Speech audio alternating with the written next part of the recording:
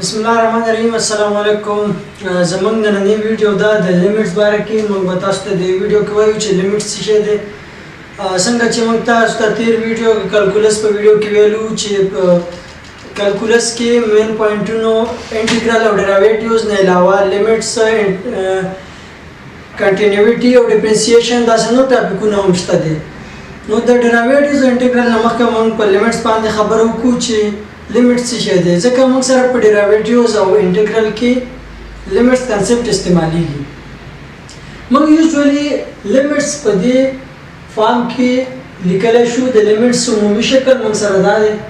که موږ د لیمټس په اړه کې خبرې وکړو نو لیمټس موږ په ورډز کې نشو ایکسپلین کولی، دا په الفاظو کې موږ نشو تشریح کولی. نو دا به موږ تاسو ته کوشش کوو د یو اگزامپل په تور باندې لیمټس ایکسپلین کو چې لیمټس څه شی دی. تاسو به د اگزامپل نه بعد پوه شئ چې لیمټس نشاته تاک پروسس څه شی دی، څه شی سوچ باندې لیمټس منځته راغلی دی، د دې یوزفولنس څه شی دی، د دې امپورټنس څه شی دی. که چیرې موږ راشو خپل لیکچر ته که موږ ګورو یو کس نه موږ تپوس وکړو چې د یو ریکټینګل یا مستطیل ایریا معلومه کړه، هغه موږ ته ډایرکټ ویلی شي چې لینګ ملټیپلای بای ویډ. موږ اوږدوالی د پلنوالي سره ضرب کوو، موږ سره د یو مستطیل ایریا معلومیږي، د مستطیل ساحه موږ معلومولی شو.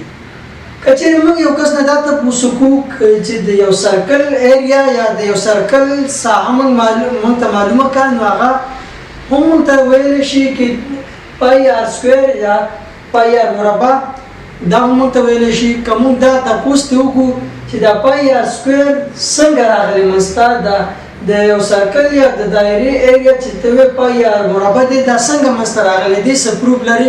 اکثره سټوډنټانو ته به د دې معلومات نه وي. هغې وجه دا ده چې اکثره ته دا نه وي ښودل شوي. موږ تاسو ته د یو اگزامپل په تور باندې دا حل کوو چې دا څنګه د یو سرکل ایریا پای آر سکویر ده، د دې پروف څه شی دی. د یو سرکل ایریا راوباسل دا هم یو ډیفیکلټ پرابلم دی، ځکه یو سرکل موږ سره راوند فیګر دی، دا یو سټریټ لاین نه دی. د سټریټ لاین ایریا معلومول لږ اسانه دی په نسبت د راوند فیګرز باندې. سرکل موږ سره یو راوند فیګر دی. د یو سرکل د ایریا پروف کولو لپاره موږ د یو څو سټیپونه کار اخلو. موږ به یو سرکل راواخلو، دا موږ سرکل راغستی موږ په څلور سلایسز کې یا څلور پارټس کې موږ ډیوایډ کړی دی، چې تاسو د معلومولو لپاره دا دوه سلایډز موږ شیډ کړي هم دي چې معلوم شي چې دا څلور پارټس کې موږ ډیوایډ کړی دی. دا څلور پارټس موږ دلته ریارینج کړي دي. دا یو پارټس موږ راغستی دی، دلته مو ریارینج کړی دی. دا اگر چې یو ډیفرنٹ شکل د دې ښکاري، یو عجیبه شکل د دې ښکاري، خو دا هم د دې سرکل سلایسز دي.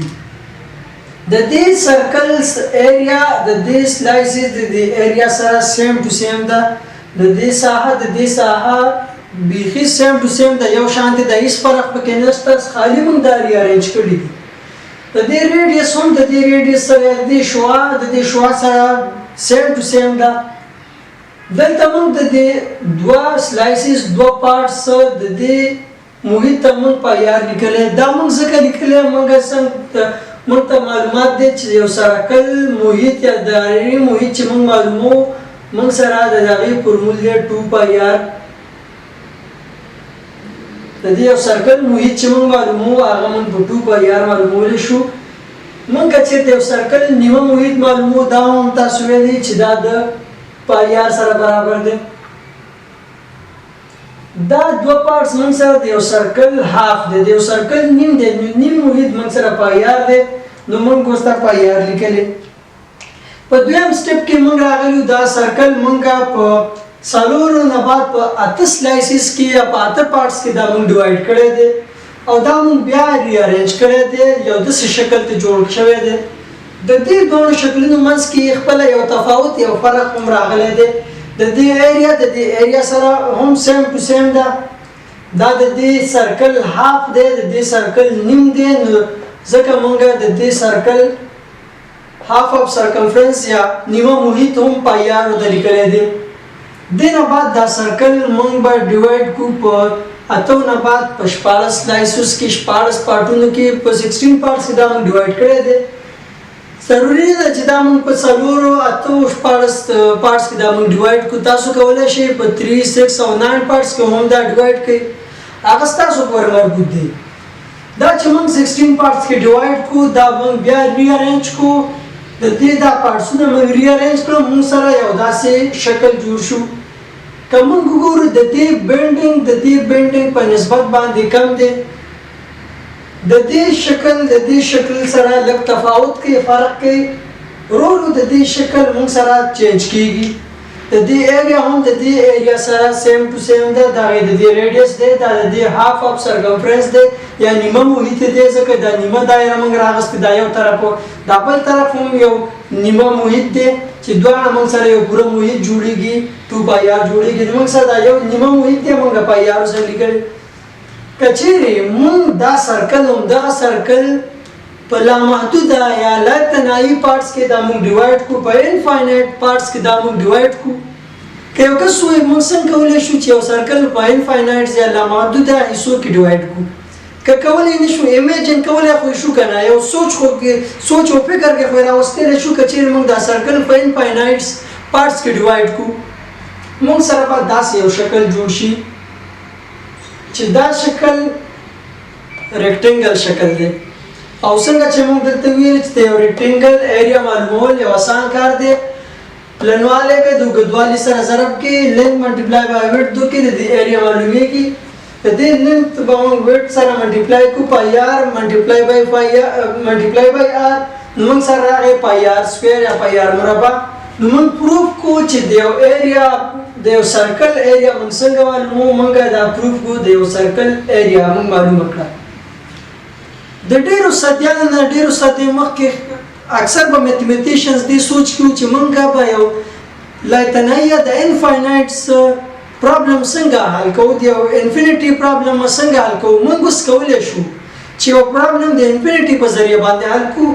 که چیرې موږ په بله څه طریقه د دې سرکل ایریا راوباسلې شوه، دا به اوس موږ مخکې کړو. خو چې تر څو د انفینټي کنسپټ نه راغلی، د دې سرکل ایریا موږ نشو معلومولی. د انفینټي کنسپټ د وجې موږ د یو سرکل ایریا معلومه کړه. لیمټ کې هم موږ د انفینټي کنسپټ استعمالو. موږ کولی شو چې ډیویژن بای زیرو هم وکړو، چې دا د یو میتھمیټکس یو بل یو غټ پرابلمز دی چې څنګه موږ ډیویژن بای زیرو وکړو. موږ د انفینټي په ذریعه باندې ډیویژن بای زیرو هم کولی شو. او تاسو د لیمټس په د ډیریویټیوز په باقي